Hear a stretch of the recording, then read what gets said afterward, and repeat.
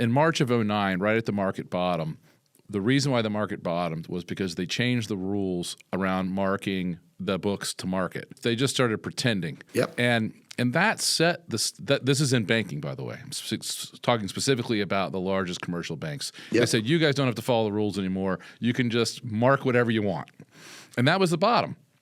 But it sets the stage for a real big problem.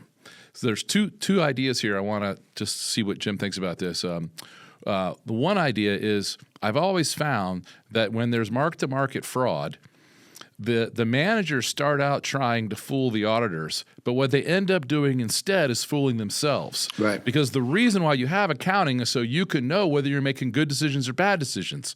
And so when you start monkeying with the accounting to make everything look better, there is no accountability for bad decisions. And so the question I have for you is, do we not have the perfect storm where we've stopped using correct accounting and we have put the full credit of the United States government to work in assuring that the banking system doesn't fail? Aren't we heading to the greatest Minsky moment ever?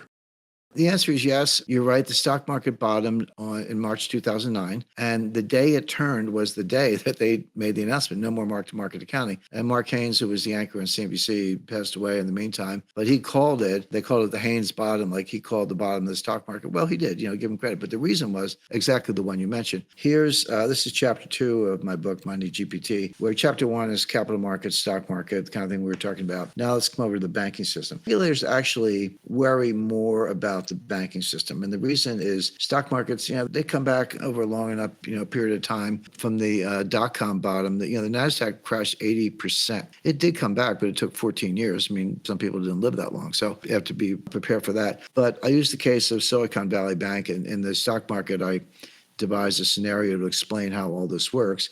But in the banking chapter, which is chapter 2, I didn't have to come up with a scenario. We had one, custom made, which was Silicon Valley Bank. So what are you going to do in the next banking panic that you haven't already done? There's a reason why the world's best informed investors read my daily journal. Subscribe for free at portersjournal.com.